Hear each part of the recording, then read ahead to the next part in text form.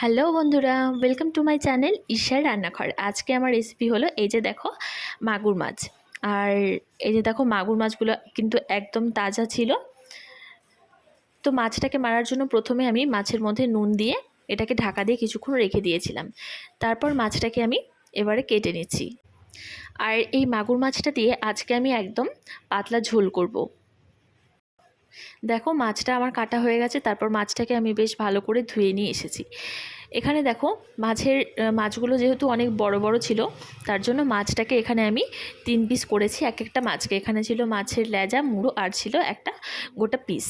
তারপর দেখো এখানে নিয়েছি আমি ছোট ছোট টুকরো করে আলু, আর কেটে নিয়েছি লম্বা লম্বা করে বেগুন কেটে নিয়েছি।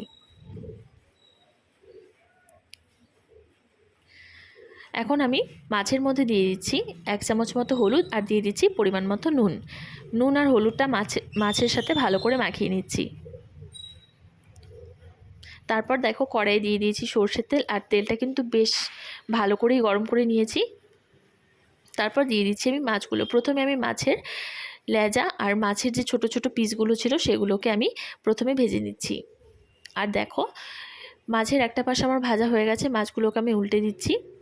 কড়াইটা কিন্তু একটু বেশি করে গরম করলে কি হয়, মাছটা কিন্তু কড়াইতে লেগে যায় না। তারপর দেখো ওই মাছগুলো আমার ভাজা হয়ে গেছে। এবারে বাকি যে মাছের মাথাগুলো ছিল সেগুলোকেও আমি ভেজে নিলাম।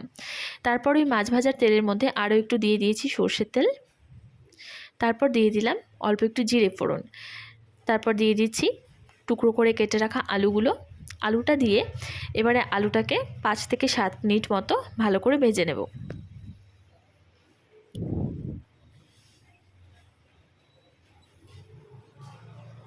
দেখো আলুটা কিন্তু আমার প্রায় ভাজা হয়ে গেছে। এবার এর মধ্যে আমি দিয়ে দিচ্ছি টুকরো করে কেটে রাখা বেগুনগুলো। তোমরা চাইলে এখানে শুধু আলুও ইউজ করতে পারো, বেগুনটা তোমরা স্কিপ করতে পারো। তারপর দেখো আলু আর বেগুনটাকে আরও 5 মিনিট মতো ভেজে নিয়ে এর মধ্যে আমি দিয়ে দিচ্ছি 2 থেকে 3 চামচ মতো কাঁচা লঙ্কা বাটা। তোমরা যেই হিসেবে ঝাল খাবে সেই হিসেবেই তোমরা লঙ্কা বাটাটা ইউজ করবে।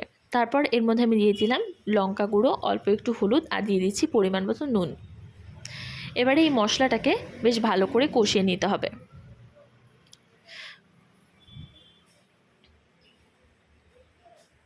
পাঁচ থেকে 7 মিনিট মতো এই মশলাটাকে আমি গ্যাসের আঁচটাকে মিডিয়াম করে রেখে ভালো করে কষিয়ে নেব। তারপর দেখো মশলাটা আমার খুব সুন্দর কষানো হয়ে গেছে। এর মধ্যে আমি দিয়ে দিচ্ছি পরিমাণ মতো জল, আর জলটা একটু বেশি পরিমাণেই দিচ্ছি, কারণ আমি তরকারিটা আজকে একদম পাতলা ঝোল করব।